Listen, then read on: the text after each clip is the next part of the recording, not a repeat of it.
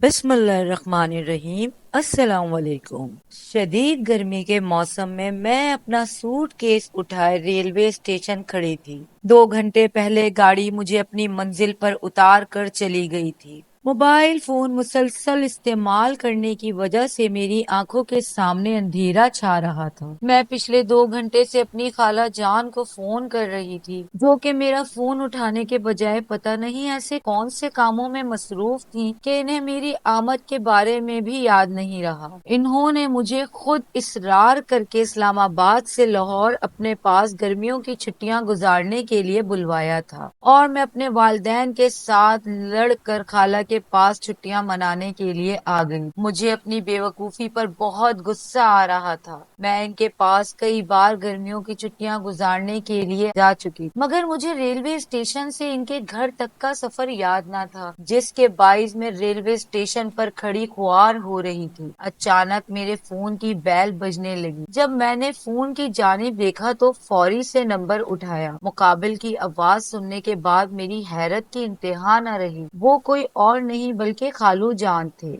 जब मैंने इनसे खाला के मुतालिक दरियाफ्त किया तो जो खबर मुझे मिली, इससे मेरे औसान खता हो गए। मुझे खालू जान ने बताया कि पिछले 2 घंटे से वो अस्पताल में खुआर हो रहे हैं, क्योंकि मेरे आने की खुशी में खाला जान जल्दी जल्दी घर से बाहर निकल रही थी कि अचानक से इनका पाँव फिसला और वो सीढ़ियों से नीचे गिर गईं। खालू जान ने मुझे बताया कि इन्हें तो कोई भी होश ना रहा था, इसीलिए वो जल्दी से खाला जान को लेकर अस्पताल चले गए। अपनी रुदात सुनाने के बाद फिर इन्होंने मुझे रेलवे स्टेशन जल्द आने का कहकर फोन बंद कर दिया। रेलवे स्टेशन पर मुझे दूर दूर तक कोई भी बेंच नजर नहीं आ रही थी जहां बैठकर मैं खालू का मजीद इंतजार कर सकती थी। इससे पहले कि मैं अपने सूटकेस को सीधा करके इस पर बैठती, मैंने एक बुजुर्ग को अपनी जानिब आते हुए देखा। रेलवे स्टेशन में कम ही मुसाफिर रह गए थे। इस बुजुर्ग के चेहरे पर नूर देखकर मैं तो हैरान ही रह गई। मैं जैसे ट्रांस की कैफियत में इनकी जानिब बढ़ने लगी तो उन्होंने अपने हाथ बुलंद कर कर मुझे अपने पास आने से रोक दिया। मैं इनके इस अमल पर हैरान रह गई। मैं तो इन्हें इस पत्थर से बचाना चाहती थी जो कि इनके रास्ते में आ रहा था, और ठोकर लगने की वजह से वो बुरी तरह से गिर सकते थे, क्योंकि इन्होंने अपना चेहरा आसमान की जानिब किया हुआ था और अपने मुंह में कुछ बड़बड़ा रहे थे। मुझे कुछ भी समझ नहीं आ रही थी। वो मुझे अपने हाथ के इशारे से दूर रहने का कह रहे थे, मगर मैं ट्रांस की कैफियत में इनके पुरशफीक चेहरे की जानिब देखते हुए बढ़ती चली जा रही थी। इससे पहले कि वो पत्थर से ठोकर लगने की वजह से गिरते, अचानक से इनके कदम रुके और इनके अमल से मेरी रूह कांप गई। इन्होंने वो पत्थर उठाकर एक जानिब रख दिया और फिर ऊंची आवाज में कहने लगे, ये पत्थर मेरा कुछ नहीं बिगाड़ सकता है। उन्होंने अपनी आंखें बंद की हुई थी और फिर तो मेरी हैरत की इंतहा न रही जब इन्होंने मुझे दोबारा से हाथ के इशारे से दूर रहने का कहा। मैं हैरान थी कि इनकी आंखें तो बंद हैं, फिर वो मुझसे किस तरह से देख रहे हैं। मैं ये सब कुछ दिल में सोच रही थी कि जो अल्फाज इस बुजुर्ग ने कहे वो सुनकर मेरे ऊपर जमून की कैफियत तारी हो गई। इन्होंने आंखें खोलते हुए कहा कि लड़की चली जा यहाँ से, और यहाँ पर दोबारा नजर ना आना। ये तेरे लिए बहुत बेहतर होगा, और कभी मुझे अपना ये चेहरा मत दिखाना। चली जाओ यहाँ से, नहीं तो तुम बहुत बुरी मुसीबत में फंस जाओगी, जहाँ से निकलना तुम्हारे लिए बहुत मुश्किल हो जाएगा। और फिर इन्होंने ऐसी हरकत की जिसकी वजह से मुझसे जमीन पर खड़ा रहना मुहाल हो गया। इन्होंने जमीन से मिट्टी उठाकर मेरी जानिब उछाली। आंखों में मिट्टी पड़ने की वजह से मुझे कुछ भी नजर न आया, तो मैं मुंह के बल जमीन पर जा गिरी। मैंने अपनी आंखों से मिट्टी साफ करने के बाद जैसे ही आंखें खोली तो इस बुजुर्ग को वहाँ पर ना पाकर मुझे हैरत का शदीद झटका लगा। दूर दूर तक वो मुझे नजर नहीं आ रहे थे। मुझे बहुत हैरानी हुई कि वो इतनी जल्दी कहाँ गायब हो गए। जब मैं होश की दुनिया में वापस आई तो मुझे अंदाजा हुआ कि मैं बुजुर्ग के ताक़ुब में अपने सामान से बहुत दूर आ गई थी। मैंने इन्हें अपने चेहरे पर लगी हुई मिट्टी को दुपट्टे से साफ किया और अपने सामान की जानिब जाने लगी, मगर मेरे जहन में बार बार बुजुर्ग के चेहरे का मंजर आ रहा था। इनके चेहरे पर नूर का मंजर, वो चाहकर भी मैं अपने दिमाग से दूर नहीं कर पा रही थी। जैसे मैं जाकर अपने सामान के पास खड़ी हुई ہوئی تو ایک ہاتھ کو اپنے کندھے پر محسوس کیا۔ خوف کے مارے میرا حلق اس قدر خشک ہو گیا کہ مجھے سوئیاں چبھتی ہوئی محسوس ہو رہی تھی۔ جب میں نے ہاتھ کے تعاقب میں پیچھے مڑ کر دیکھا تو میری رکی ہوئی سانس بحال ہوئی۔ وہ کوئی اور نہیں بلکہ خالو جان تھے۔ انہوں نے میری جانب حیرانی سے دیکھتے ہوئے کہا کہ تمہارے چہرے کا رنگ اتنا پیلا پڑا ہوا ہے، ایسا لگتا ہے جیسے کہ تم ڈر گئی ہو۔ میں نے خود کو نارمل کرتے ہوئے خالو جان کے سامنے نفی میں سر ہلایا اور پھر سامان اٹھا کر چلتے ہوئے ان سے خالہ جان کی خیریت کے بارے میں دریافت کیا۔ انہوں نے مجھے بتایا کہ تمہاری خالہ جان کے پاؤں کی ہڈی ٹوٹ گئی ہے، جس کی وجہ سے بڑا مسئلہ ہو گیا ہے۔ میں نے حیرانی کے عالم میں ان کی جانب رک کر دیکھتے ہوئے کہا کہ آخر ایسا کون سا مسئلہ ہے جس کی وجہ سے آپ پریشان نظر آ رہے ہیں؟ میرے بے حد اصرار کرنے پر آخر انہوں نے مجھے بتایا کہ تمہاری خالہ کے پاؤں کی ہڈی ٹوٹنے کی وجہ سے ڈاکٹر نے مجھے بتایا ہے کہ وہ اب 1 سال تک اپنے پاؤں پر زور ڈال کر نہیں چل سکتی، اس کو بے ساکی کے سہارے پر چلنا ہوگا۔ خالہ جان کے بارے میں مجھے سن کر بہت افسوس ہوا، مگر خالو جان کو پریشان دیکھ کر میں نے انہیں تسلی دیتے ہوئے کہا کہ خالہ بہت جلد ٹھیک ہو جائیں گی، پریشان ہونے کی ضرورت نہیں ہے۔ پھر میں خالو جان کے ساتھ چلتے ہوئے لاہور ریلوے اسٹیشن سے باہر آ گئی۔ خالو جان نے جلدی سے ٹیکسی روکی اور ہم دونوں اس میں سوار ہو گئے، اور جیسے میں نے ٹیکسی میں بیٹھ کر بیگ دیکھا تو میری جان نکل گئی۔ مجھے شیشے میں اسی بزرگ کا چہرہ نظر آیا، وہ مجھے واپس جانے کا اشارہ کر رہے تھے۔ اچانک سے میں نے اپنی آنکھیں سختی سے بند کر لی اور مضبوطی سے خالو جان کا ہاتھ تھام لیا۔ میری اس حرکت پر خالو جان گھبرا کر رہ گئے۔ انہوں نے مجھے دلاسا دیتے ہوئے کہا کہ تم کیوں ڈر رہی ہو؟ میں نے اچانک سے اپنی آنکھیں کھولیں اور جب شیشے کی جانب دیکھا تو اس میں کوئی بھی منظر نہیں تھا۔ میری تو حالت غیر ہو رہی تھی۔ خالو جان مجھ سے بہت سارے سوالات کر رہے تھے، مگر میں ٹرانس کی کیفیت میں شیشے کی جانب دیکھتی جا رہی تھی۔ اچانک سے خالو جان نے مجھے ہاتھ سے پکڑ کر جھنجھوڑ دیا تو میں ہوش کی دنیا میں واپس آئی۔ وہ مجھ سے میرے ڈرنے کی وجہ پوچھ رہے تھے، مگر میرے پاس ان کے کسی سوال کا کوئی جواب نہ تھا۔ اس سے پہلے کہ وہ مزید کوئی سوال کرتے ٹیکسی جھٹکے سے رکی۔ جب خالو جان نے ٹیکسی ڈرائیور سے رکنے کی وجہ پوچھی تو اس نے کہا کہ ٹیکسی میں کوئی خرابی آ گئی ہے۔ خالو جان بھی ٹیکسی ڈرائیور کے ساتھ اتر کر خرابی چیک کرنے لگے، کیونکہ خالو جان لاہور میں گاڑیوں کے میکینک تھے اور اس کی اپنی ایک ورک شاپ تھی۔ انہوں نے سوچا کہ ہو سکتا ہے اس گاڑی میں خود ہی ٹھیک کر لوں۔ میں گاڑی کے ٹھیک ہونے کے انتظار میں گاڑی کی سیٹ کے ساتھ بیٹھی تھی۔ اتنے میں ہی مجھے خالو جان کی چیخ سنائی دی۔ میں فوری سے ٹیکسی کا دروازہ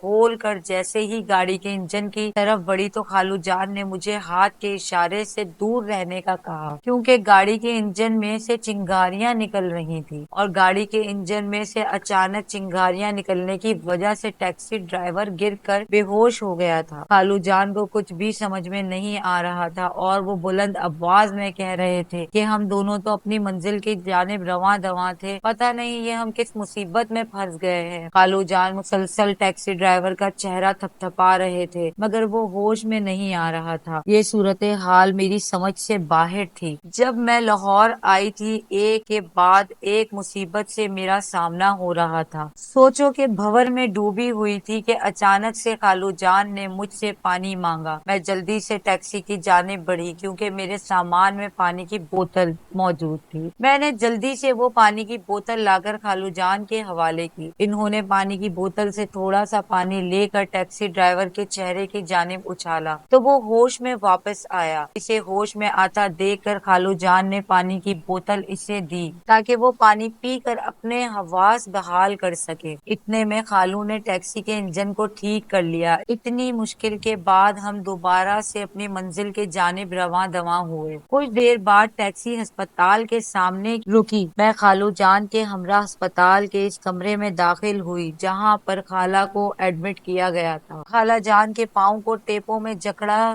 دیکھ کر مجھے بہت برا محسوس ہوا۔ میری آہٹ کو محسوس کرنے کی وجہ سے خالہ جان کی آنکھ کھل گئی۔ وہ بے دہانی میں میری جانب بڑھنے لگی تو کرراہ کر رہ گئی۔ میں جلدی سے ان کی جانب بڑھی اور ان کے گلے لگ کر رونے لگی، کیونکہ ان کی اس حالت کو دیکھ کر مجھے بالکل بھی اچھا نہیں لگ رہا تھا۔ خالہ میری وجہ سے پریشان ہو گئی اور انہوں نے مجھے رونے سے منع کیا۔ میں نے بھی ان کی حالت کو دیکھتے ہوئے جلد ہی خود کو نارمل کر لیا۔ تھوڑی دیر میں خالہ کے پاس ہسپتال میں بیٹھی رہی، پھر انہوں نے مجھے کہا کہ تم اپنے خالو جان کے ساتھ گھر جا کر تھوڑی دیر آرام کر لو، سفر کی تھکی ہوئی ہو، اور اپنے کپڑے بھی تبدیل کر لینا۔ میں نے ان سے پیار سے انداز میں لپٹتے ہوئے کہا کہ میں آپ کے ساتھ یہیں ہسپتال میں رہوں گی، مجھے بالکل بھی تھکاوٹ نہیں ہے، میں آپ کے پاس رہ کر آپ کی خدمت کروں گی، اور ویسے بھی آپ کے ساتھ یہ سب کچھ میری وجہ سے ہوا ہے۔ اگر آپ مجھے ریلوے اسٹیشن لینے کے لیے نہ آ رہی ہوتی تو آج یہ سب کچھ نہ ہوتا۔ میری بات کے جواب میں انہوں نے میرے سر پر ہلکی سی چھت رسی کرتے ہوئے کہا کہ یہ چوٹ میرے نصیب میں لکھی ہوئی تھی، اگر تم نہ بھی آ رہی ہوتی تو بھی یہ کسی نہ کسی طریقے سے چوٹ مجھے آ ہی جانی تھی، تم خود کو قصوروار ٹھہرانے کی کوئی ضرورت نہیں ہے۔ پھر انہوں نے مجھے آنکھیں دکھاتے ہوئے کہا کہ اگر تم نے دوبارہ ایسی کوئی بات کی تو میں تم سے ہمیشہ ہمیشہ کے لیے ناراض ہو جاؤں گی۔ ان کے محبت بھرے انداز کی وجہ سے میں نے خود کو ہلکا پھلکا محسوس کیا، ورنہ میں اس سب کے متعلق خود کو قصوروار ٹھہرا رہی تھی۔ میں نے تو اسپتال خالو جان کے پاس رہنا چاہتی تھی، مگر ان کے سمجھانے سے آخر کار مجھے ہار ماننی پڑی۔ پھر میں خالو جان کے ساتھ گھر کی جانب روانہ ہوئی۔ گھر جا کر میں نے کپڑے تبدیل کیے اور تھوڑی دیر آرام کی غرض سے لیٹ گئی، سکون حاصل کرنے کے لیے۔ جیسے ہی میں نے اپنی آنکھیں بند کی، مجھے اپنے کان کے قریب سرگوشی سنائی دی۔ مجھے ایسا محسوس ہوا جیسے کوئی کہہ رہا ہے کہ اب میں تمہیں نہیں جانے دوں گا۔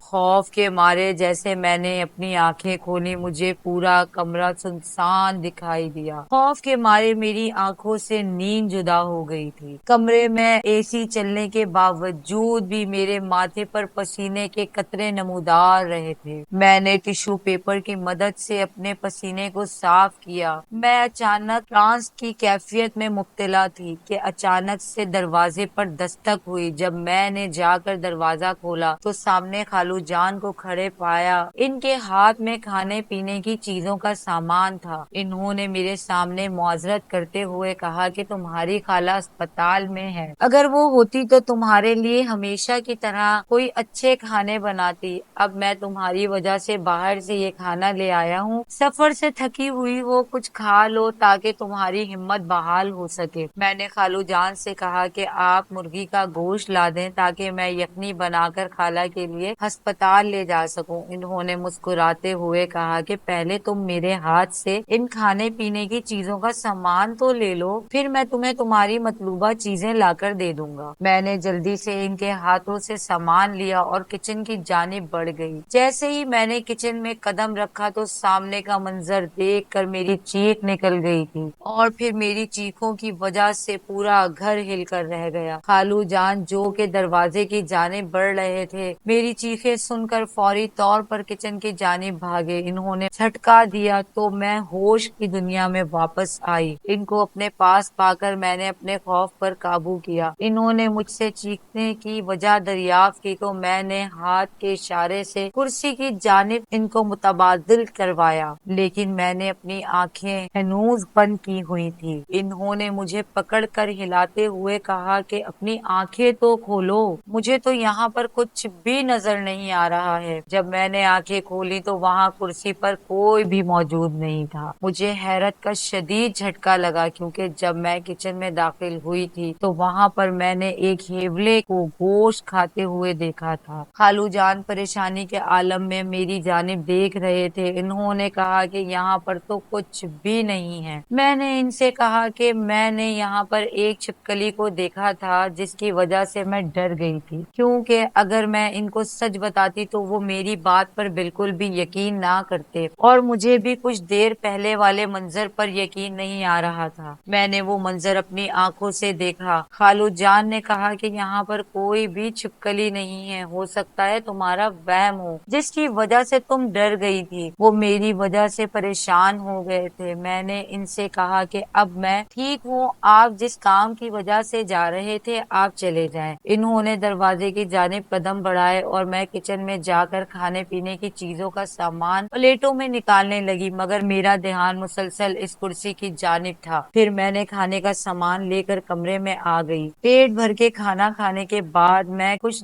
دیر پلنگ پر لیٹ گئی۔ پھر مجھے باہر سے خالو جان کی آواز سنائی دی۔ وہ مرغی کا گوشت لے کر آ گئے تھے۔ میں نے جلدی سے کچن میں جا کر مرغی کی یخنی تیار کی اور پھر خالو جان کے ساتھ وہ یخنی لے کر ہسپتال روانہ ہوئی۔ جیسے ہم دونوں ہسپتال میں داخل ہوئے تو سامنے کا منظر دیکھ کر پریشان ہو گئے۔ ہر طرف افراتفری کا سما تھا، لوگ ایک دوسرے کو دھکے دیتے ہوئے بھاگ رہے تھے۔ سامنے کی صورتحال دیکھ کر ہم دونوں کو کچھ بھی سمجھ نہیں آ رہی تھی کہ اچانک سے ایک ڈاکٹر دوڑتے ہوئے خالو جان نے دیکھا تو اس کو روک کر ہسپتال میں پیش آنے والی افراتفری کے بارے میں دریافت کرنے لگے۔ اس ڈاکٹر نے بتایا کہ یہاں پر ایک مریض ہے جس کو پاگل پن کے دورے پڑتے ہیں، مگر اس کے لواحقین اس بات کو ماننے کے لیے تیار نہ تھے کہ وہ اسے پاگل خانے میں جمع کروائیں، جس کی وجہ سے انہوں نے اس پاگل آدمی کو اس ہسپتال میں رکھا ہوا تھا۔ وہ پاگل آدمی نرسوں کی لاپرواہی کی وجہ سے غائب ہو گیا ہے اور اب اس کے لواحقین ہسپتال میں گھس کر توڑ پھوڑ مچا رہے ہیں اور پورے ہسپتال کو اس بات کا ذمہ دار ٹھہرا رہے ہیں کہ اس ڈاکٹر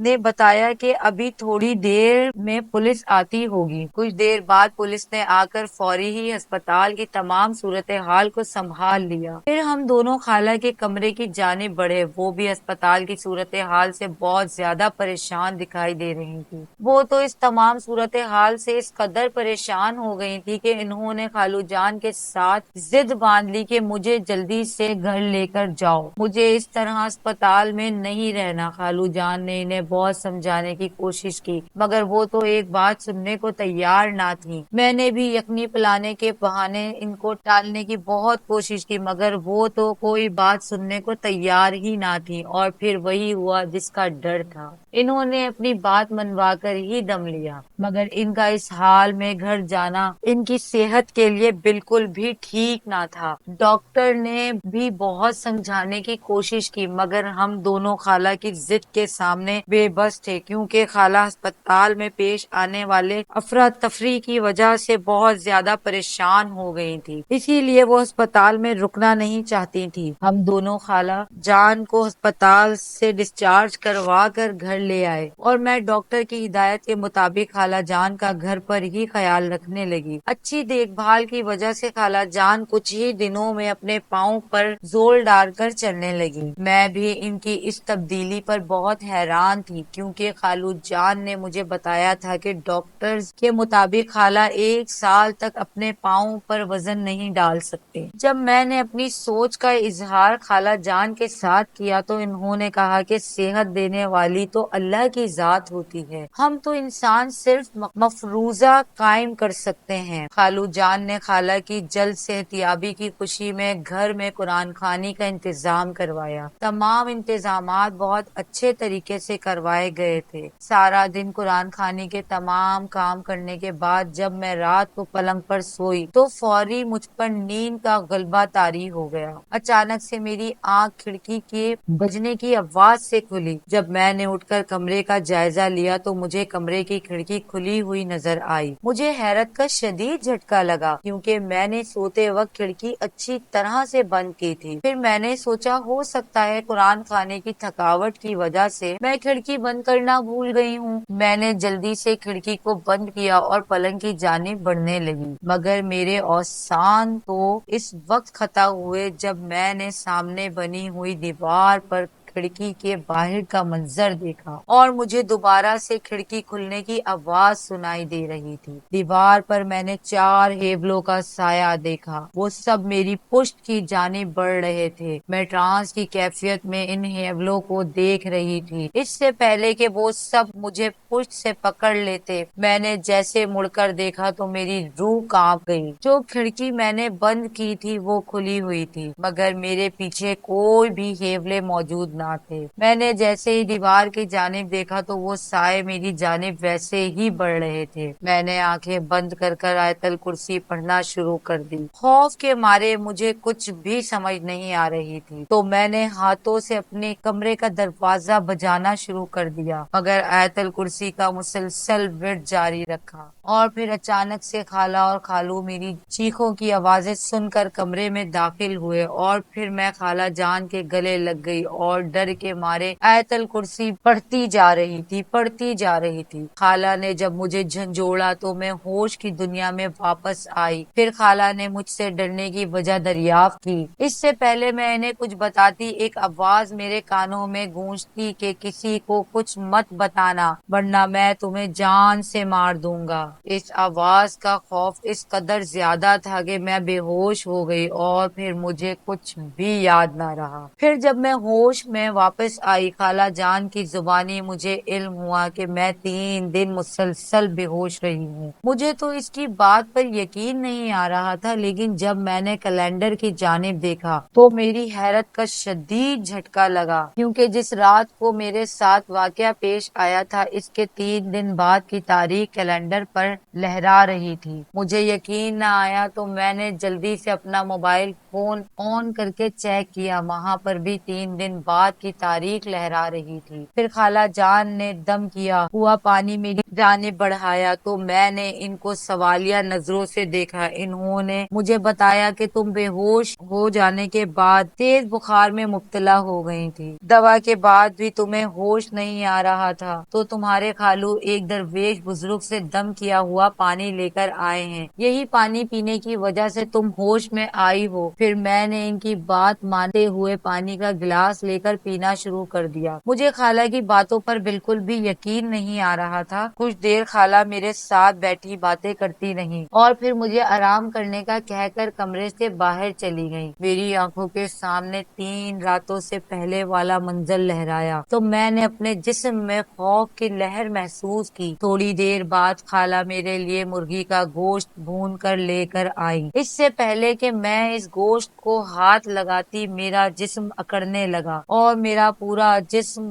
ہوا میں مقید ہو گیا۔ میرے جسم میں شدید درد ہو رہا تھا۔ اپنے جسم کو ہوا میں مقید دیکھ کر میں ہوش و حواس سے بیگانہ ہو رہی تھی، اور پھر اچانک سے کسی ہوائی طاقت نے میرا سر دیواروں میں مارنا شروع کر دیا۔ میرے ساتھ کیا ہو رہا تھا میری سمجھ میں کچھ نہیں آ رہا تھا تو میں نے آیت الکرسی کا ورد کرنا شروع کر دیا۔ مجھے اس ہوائی طاقت میں اس قدر زور سے زمین پر پٹکا کہ میرے سر سے خون نکلنا شروع ہو گیا۔ خالہ جان فوری طور پر میرے پاس آئی۔ ہماری آوازیں سن کر خالو بھی کمرے میں آ چکے تھے۔ میرے ماتھے سے خون نکلتا دیکھ کر خالہ بہت زیادہ پریشان ہو گئی۔ وہ فوری طور پر فرسٹ ایڈ باکس لے کر آئی اور میری پٹی کرنے لگی۔ خون بہنے کی وجہ سے مجھ پر غشی طاری ہو رہی تھی۔ خالہ نے مجھے سکون سے لیٹنے کو کہا، مگر خوف کے مارے میرا جسم کانپ رہا تھا۔ خالو نے میری چوٹ سے متعلق تمام معاملے کے بارے میں دریافت کیا تو خالہ ان کو تمام واقعے کے بارے میں بتانے لگی۔ خالو جان بھی تمام واقعے کے بارے میں سن کر بہت زیادہ پریشان ہو گئے۔ انہوں نے خالہ سے کہا کہ مجھے لگتا ہے کہ ہمارے گھر میں کوئی بھوت پریت آ گئے ہیں جو کہ اس بچی کو پریشان کر رہے ہیں۔ ہمیں اس معاملے کے بارے میں کسی عالم کو بتانا ہوگا، ہو سکتا ہے کہ ہم کسی بڑی پریشانی سے دوچار ہونے سے بچ جائیں۔ خالہ جان کو ان کی بات پسند آئی تو انہوں نے اصابت میں سر ہلایا اور جلد سے اس پر عمل کرنے کی تاکید کی۔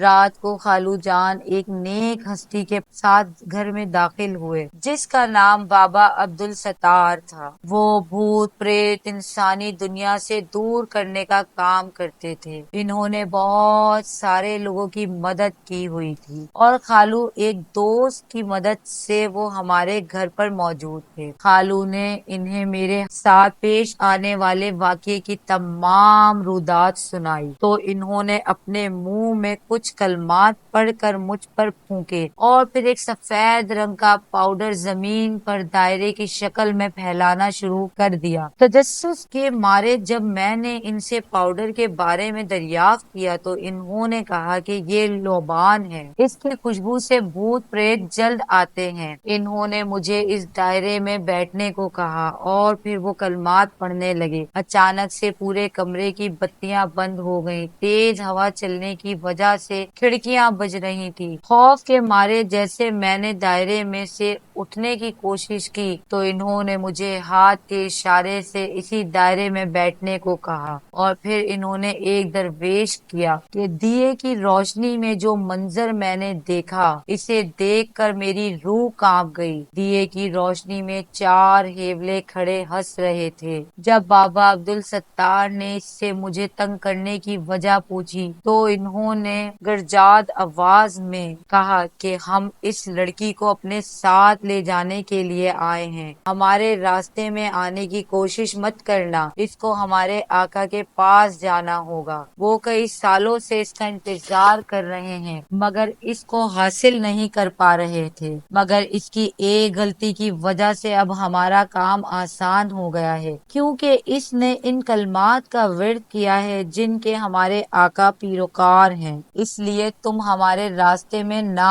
आओ। अगर ये लड़की हमारे साथ हमारे जिन्नात की दुनिया में ना गई तो हम इसके तमाम खानदान वालों को खत्म कर देंगे। इनकी आवाज सुनकर मेरी रूह कांप गई। बाबा अब्दुल सत्तार ने इससे कहा कि हम इंसान तुम जिन्नात की दुनिया में नहीं जा सकते हैं। क्या तुम अल्लाह की बनाई गई इस हद से तजावीज करने की कोशिश कर रहे हो? इन्हें हेवलों ने कहा कि हमें अपनी बातों में मत फंसाओ और वो हेवले मुझे पकड़ने के लिए जैसे ही मेरी जानिब बढ़े तो बाबा अब्दुल सत्तार ने इन पर दम किया हुआ पानी फेंका, जिससे वो चीखते हुए गायब हो गए। मगर इनकी धमकी मेरे जहन में रही कि हम वापस जरूर आएंगे। इस तमाम वाकये के बाद बहुत ज्यादा डर गई थी। बाबा अब्दुल सत्तार ने मेरे हाथ पर धागा बांधा और कहा कि इसको खुद से जुदा मत करना। खाला और खालू जान भी मेरे साथ कमरे में मौजूद थे। वो तो इन तमाम वाकये से इस कदर परेशान हो गए थे कि इन्हें कुछ भी समझ नहीं आ रही थी। बाबा अब्दुल सत्तार ने इन्हें बताया कि बात बहुत बड़ी परेशानी की है। ये जिन्नात इस लड़की को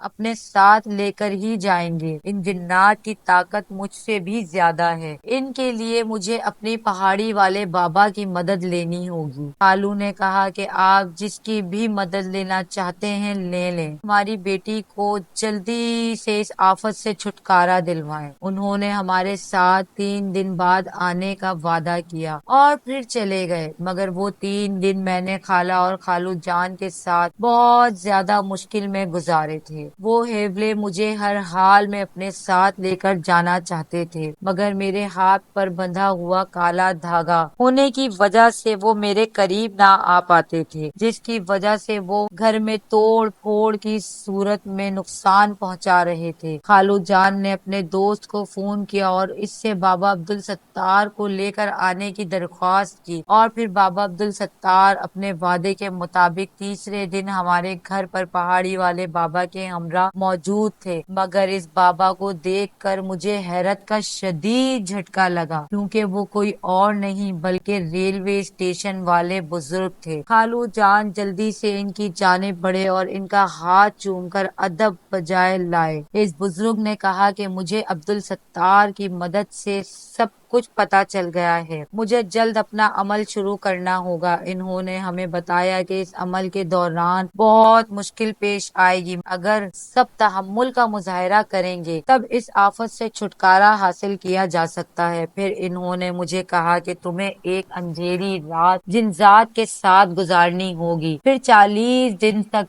एक चिल्ला काटना होगा। इस सिलसिले को मुकम्मल करने के बाद ही तुम इस आफत से मुकम्मल तौर पर छुटकारा हासिल कर सकती हो, वरना वो हेवले तुम्हें हमेशा के लिए अपने साथ ले जाएंगे और तुम्हें जिन्नात की दुनिया में रहना होगा। हेवलों के आका जिन्नात के साथ एक रात, वो भी अंधेरी रात, गुजारना मेरे लिए बहुत मुश्किल मरहला था। पहाड़ी वाले बुजुर्ग ने मेरे डर को भगाते हुए कहा कि तुम्हें अपनी जिंदगी बचाने के لیے اس مشکل مرحلے سے گزرنا ہوگا۔ ڈر کے آگے جیت ہے۔ بہتر ہے کہ تم ایک دفعہ ڈر کا مقابلہ کر لو۔ میں نے خوف کو آنے والے مرحلے کے لیے تیار کر لیا۔ پھر پہاڑی والے بابا بزرگ نے مجھے ایک شیشے کے سامنے کھڑا کیا۔ انہوں نے کہا کہ ایک انسان کا جنات کی دنیا میں جانا بہت مشکل مرحلہ ہوتا ہے، کیونکہ اس مشکل میں پھنس چکی ہو تو تمہیں اس کی دنیا میں جانا ہوگا۔ جب تم ریلوے اسٹیشن پر کھڑی تھی تو میں نے اسی وقت تم پر آنے والی اس مصیبت کو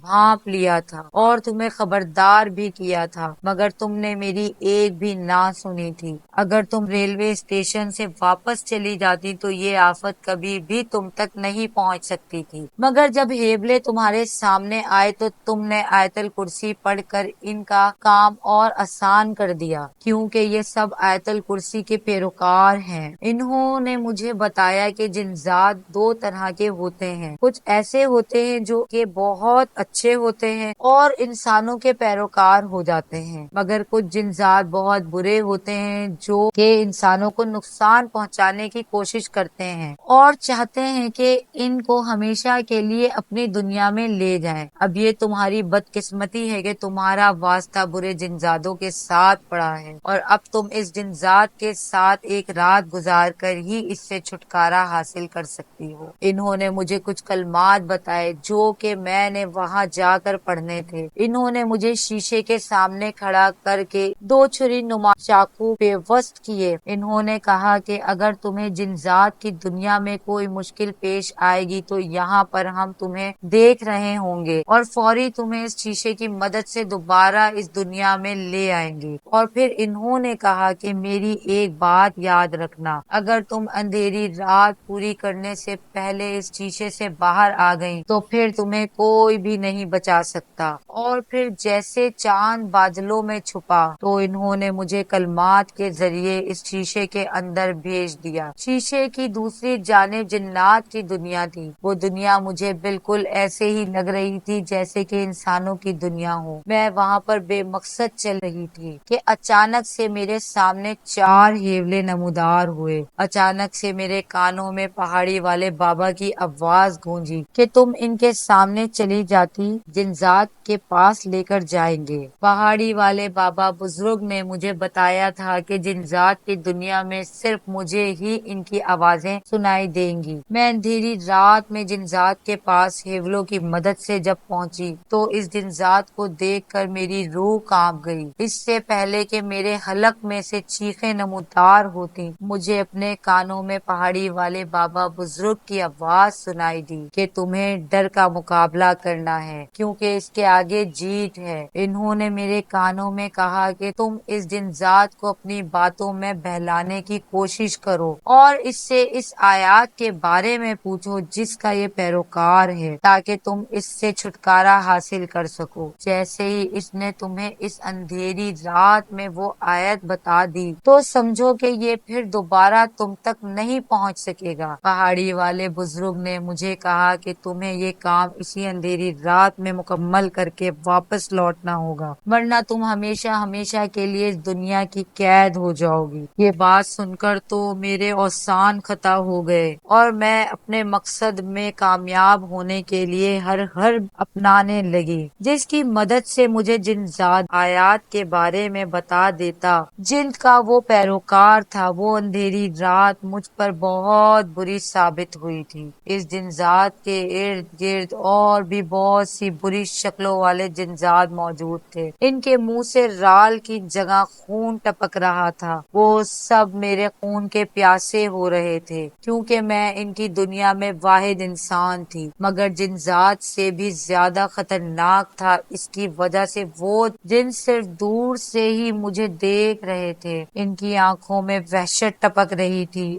اور میں اس جنزاد کے قریب بیٹھ کر پہاڑی والے بزرگ کے بتائے ہوئے عمل کو پڑھ رہی تھی۔ وہ جنزاد جب بھی مجھے ہاتھ لگانے کی کوشش کرتا تو فوری طور پر اس کے ہاتھ جلنے لگ جاتے جس کی وجہ سے وہ اکتا رہا تھا۔ پہاڑی والے بابا نے مجھے بتایا تھا کہ جب جنزاد انسانوں سے اکتانے لگتے ہیں تو وہ ان کی پوچھی گئی ہر بات کا جواب دے دیتے ہیں۔ میں نے اس سے کئی بار پوچھنے کی کوشش کی مگر وہ انتہائی ڈھیٹ جنذات ثابت ہو رہا تھا۔ پھر آخر کار میرے من کی مراد پر آئی۔ پھر اس نے مجھے اندھیری رات کے آخری پہر میں ان آیات کا بتا دیا جس کا وہ پیروکار تھا۔ جیسے میں نے وہ آیات پڑھی تو میں اس کی دنیا سے واپس اپنے کمرے میں آ گئی۔ خود کو اپنے کمرے میں پا کر مجھے یقین نہیں آ رہا تھا اور مجھے شیشے کے اس پار جنذات کی دنیا نظر آ رہی تھی جس میں وہ تڑپ رہا تھا۔ اس کی آنکھوں میں مجھے آگ کے شعلے دکھائی دے رہے تھے۔ جیسے پہاڑی والے بزرگ نے اس چھری نما چاقو کو شیشے سے باہر نکالا تو جنات کی دنیا غائب ہو گئی اور انہوں نے وہ آیات کاغذ پر لکھ دی جو کہ مجھے جنذات کی مدد سے پتہ چلی تھی۔ میں نے جیسے ہی جنذات کی دنیا کو غائب ہوتے ہوئے دیکھا تو میں بے ہوش ہو گئی۔ چند گھنٹوں بعد خالہ کی آواز سے میری آنکھ کھلی۔ وہ مجھے زبردستی جگانے کی کوشش کر رہی تھی۔ جب میں نے آنکھیں کھولی تو پہاڑی والے بابا کو اپنے قریب بیٹھے ہوئے دیکھا۔ انہوں نے مجھے کہا کہ تمہیں چلہ کاٹنے کے لیے میرے ساتھ پہاڑی کی جانب جانا ہوگا کیونکہ اس جگہ پر پہنچ کر تم بری چیزوں سے محفوظ ہو جاؤ گی۔ پہاڑی والے بابا مجھے اپنے ساتھ لے جانا چاہتے تھے۔ میں نے خالہ کی جانب سوالیہ نظروں سے دیکھا تو انہوں نے کہا کہ تمہیں پریشان ہونے کی کوئی ضرورت نہیں، میں سب کچھ سنبھال لوں گی، یہ تمہاری زندگی کے لیے ضروری ہے۔ تم اتنی بڑی مصیبت میں پھنس گئی ہو، اس سے چھٹکارا حاصل کرنے کے لیے تمہارا بابا کے ساتھ جانا بہت ضروری ہے اور میں تمہیں جنات کی دنیا میں جاتا ہوا نہیں دیکھ سکتی تو ہمیشہ ہمیشہ کے لیے ہم سے جدا ہو جاؤ گی، میں یہ کبھی برداشت نہیں کر پاؤں گی۔ میں نے تمہیں بہت اصرار کر کے اپنے پاس بلایا تھا اور جب تمہارے والدین تمہیں نہیں پائیں گے تو میں انہیں کیا جواب دوں گی، اسی لیے تمہارا بابا کے ساتھ جانا بہت ضروری ہے۔ پھر میں خالہ کی اجازت سے بابا کے ساتھ روانہ ہو گئی۔ بابا مجھے ایک پہاڑی کی جانب لے گئے۔ وہاں پر ہر طرف سنسان جگہ موجود تھی۔ بابا نے ریتیلے علاقے سے لے جاتے ہوئے ایک پہاڑی کی جانب چلے گئے۔ پھر میں ان کی جانب پر داخل ہوئی جہاں پر وہ رہتے تھے۔ انہوں نے مجھ سے کہا کہ تمہیں اپنا چلہ جلد ہی شروع کرنا ہوگا، ہمارے پاس وقت بہت کم ہے، ان کے 40 دنوں میں ایک دن کی بھی کمی نہیں کرنی۔ انہوں نے صفحے پر تحریر کی ہوئی آیات میرے سامنے کی اور مجھے کہا کہ آج سے 40 دن تک تم اکیلے ایک کمرے میں رہو گی اور ایک چلہ کاٹنا ہوگا جس کی مدد سے تم اس جنذات اور ہیولوں سے چھٹکارا حاصل کرو گی۔ تمہارا یہ چلہ کاٹنا بہت ضروری ہے کیونکہ اب وہ جنذات سکون سے نہیں بیٹھے گا۔ تم سمجھو کہ تم اس کی دولت لے کر آئی ہو جسے اگر کسی انسان سے اس کی دولت چھین لی جائے تو وہ کسی بھی حد تک گزر جاتا ہے، تو یہ جنذات کی بھی ایسے ہی ہوتی ہے۔ اگر کوئی ان سے ان کی آیات چھین لے تو یہ اس کے پیچھے پڑ جاتے ہیں کیونکہ ان کی آیات بہت قیمتی ہوتی ہیں اور یہ جنذات تو ویسے بھی تم پر عاشق تھا اور تمہیں اپنی دنیا میں لے کر جانا چاہتا تھا اس سے پہلے کہ وہ تمہیں ہمیشہ ہمیشہ کے لیے اس دنیا سے لے جائے۔ تم چلہ کاٹ کر اسے اس کی دنیا میں ہی بند کر دو۔ یہ چلہ تم اکیلے ہی کاٹنا ہوگا کیونکہ وہ جنذات اب صرف تمہیں ہی نظر آئے گا، اس میں عبدالستار تمہاری کوئی بھی مدد نہیں کر سکتے۔ اور پھر میں ایک کمرے میں بند ہو گئی کیونکہ مجھے اپنی زندگی ہر حال میں اس جنذات سے محفوظ کرنا تھی۔ میں نے 40 دن تک اس کمرے کے اندر ہی رہنا تھا۔ خالہ نے وہاں پر 40 دنوں کا کیلنڈر لگا دیا اور پہاڑی والے بابا نے مجھے ایک کاغذ پر تمام ہدایات تحریر کر کے دے دی۔ انہوں نے مجھے بتایا کہ مجھے یہ عمل رات کو چاند نکلنے کے بعد کرنا ہوگا۔ انہوں نے مجھے کچھ ایسے کلمات کاغذ پر لکھ کر دیے جو کہ میں نے ان آیات کے ساتھ پڑھنے تھے جو کہ جنذات کی مدد سے مجھے پتہ چلی تھی۔ پھر میں 40 دن کے لیے کمرے کے اندر بند ہو گئی۔ ان دنوں کے دوران مجھے جو مشکل مشکل پیش آئی ان سب کے بارے میں سوچ کر بھی کانپ جاتی ہوں۔ جیسے چاند نکلتا تو میں فوری طور پر چلہ کاٹنے کے لیے بیٹھ جاتی۔ پہاڑی والے بابا نے مجھے چلہ کاٹنے کے لیے ایسی چیزیں دی جن کے استعمال سے جنات مجھ سے دور رہتے تھے۔ ان کی آوازوں سے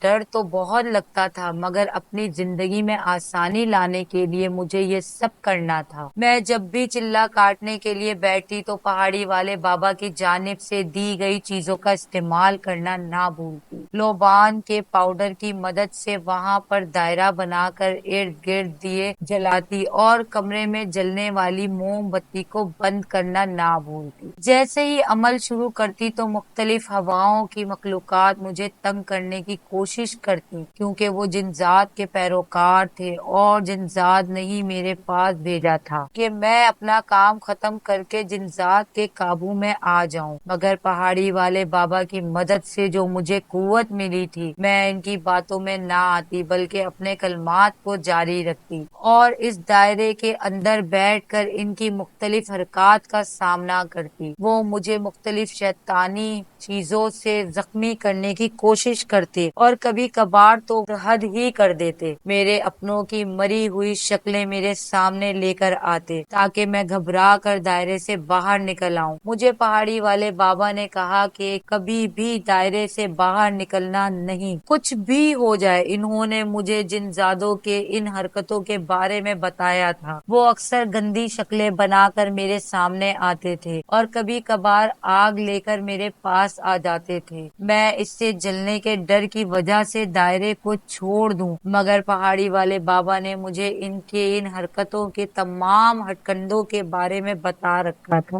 جس صفحے پر پہاڑی والے بابا نے مجھے ہدایات تحریر کر کے دی ہوئی تھی، اس کو میں نے چلے کی 20 دن بعد کھولنا تھا۔ میرے چلے کے 20 دن بعد تو جنزادوں کی چھوٹی موٹی حرکتوں سے گزر گئے۔ جب میں نے 20 دن بعد وہ لفافہ کھولا تو اس پر لکھی ہوئی تحریر کو پڑھ کر میری جان نکل گئی۔ اس پر لکھا ہوا تھا، جو ہدایت میں نے تمہیں دی تھی وہ تمہارے پہلے 20 دنوں کے لیے تھی۔ اب اس صفحے پر جو میں نے ہدایات لکھی ہے، اس کے مطابق عمل کرو گی تو یہ چلہ مکمل ہو جائے گا، ورنہ تم ہمیشہ کے لیے اس میں پھنس کر رہ جاؤ گی۔ جب میں نے وہ ہدایات پڑھی تو میری جان حلق میں اٹک کر رہ گئی۔ اس صفحے میں الماری میں دیکھنے کی ہدایات لکھی ہوئی تھی۔ جب میں نے الماری کو کھول کر دیکھا تو وہاں پر سرخ رنگوں کے دھاگے پڑے ہوئے تھے اور ان دھاگوں کے پاس ایک طرف گوشت پڑا ہوا تھا جو کہ بالکل تازہ معلوم ہو رہا تھا۔ میں حیران تھی کہ میں تو اتنے دنوں سے اس کمرے میں بند ہوں، یہاں پر سوائے کھانے اور کچھ بھی نہیں آتا، تو پھر یہ گوشت اس الماری میں کس نے رکھا ہوگا؟ ابھی میں اس بارے میں یہ سوچ ہی رہی تھی کہ میں نے ایک اور لفافہ پاس پڑا ہوا دیکھا۔ جب میں نے اس لفافے کو کھول کر دیکھا تو اس پر تحریر لکھی ہوئی تھی کہ گوشت کو دھاگوں میں پرو۔ چاند نکلنے سے پہلے میں کچھ ہی وقت باقی رہتا تھا، میں جلدی سے اس گوشت کو دھاگوں میں پرونے لگی، کیونکہ وہ گوشت دھاگوں میں پرو کر ان جنزادوں کے سامنے ڈالنا تھا۔ تحریر پر صاف لکھا ہوا تھا کہ جب تک وہ جنزادے گوشت نہ کھا لیں دائرے سے نہیں اٹھنا۔ وہ دھاگے الماریوں میں پہاڑی والے بابا نے رکھے تھے، وہ دم کیے ہوئے دھاگے تھے۔ جیسے وہ جنزادے اس کو کھاتے تو وہ فوری طور پر پہاڑی والے بابا کی لپیٹ میں آ جاتے۔ یہ تمام ہدایات صفحے پر تحریر کی ہوئی تھی۔ میں اس ہدایات کے مطابق عمل کر رہی تھی۔ اس پر لکھا ہوا تھا کہ اس تمام کاوش کے بارے میں ذہن میں بھی نہیں سوچوں، کیونکہ اگر جنزادوں کو پتہ چل گیا وہ گوشت نہیں کھائیں گے۔ تحریر میں لکھا ہوا تھا، اگر یہ تمام ہیولے قابو میں آ گئے جو کہ چلے کے دوران تنگ کرتے ہیں تو جنزادے کو پکڑنا آسان ہو جائے گا، کیونکہ جب اس کی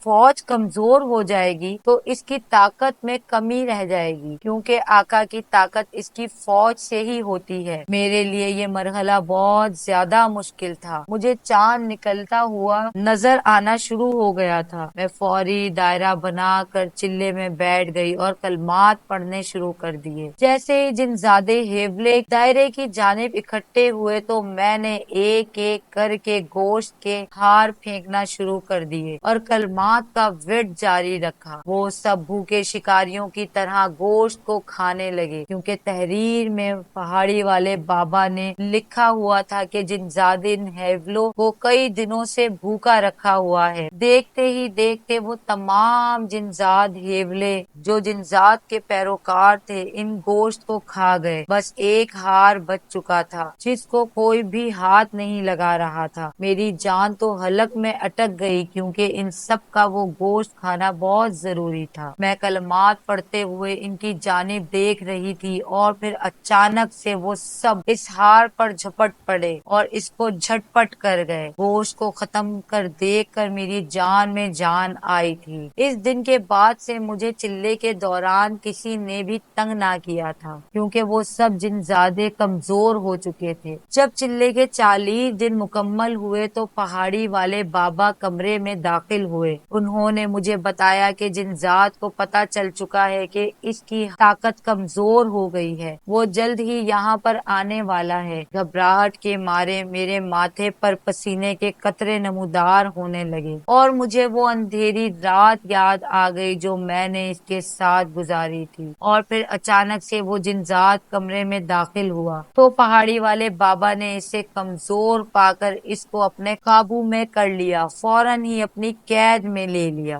اور پھر میری اس عذاب سے جان چھوٹ گئی۔ پہاڑی والے بابا نے مجھے کمرے سے باہر جانے کو کہا۔ اندر سے مجھے چیخنے کی آوازیں آتی رہیں، کیونکہ وہ آوازیں جنزاد کی تھیں، اس قدر خوفناک تھیں کہ میری روح کانپ گئی۔ پھر پہاڑی والے بابا نے مجھے آ کر بتایا کہ میں نے اس کو ہمیشہ کے لیے اپنے پاس رکھ لیا ہے، اب یہ تمہیں زندگی میں کبھی بھی تنگ نہیں کریں گے۔ میں نے اللہ کا شکر ادا کیا اور بابا سے کہا کہ مجھے میری خالہ کے گھر چھوڑ آئیں۔ جب میں ان کے پاس پہنچی تو وہ مجھے دیکھ کر بہت زیادہ خوش ہوئی۔ انہوں نے مجھے اپنے گلے لگا لیا اور ڈھیر ساری دعائیں دی۔ اگر میری کہانی آپ کو پسند آئی ہو تو اسے لائک، شیئر اینڈ سبسکرائب کرنا نہیں بھولیے گا۔ اللہ حافظ۔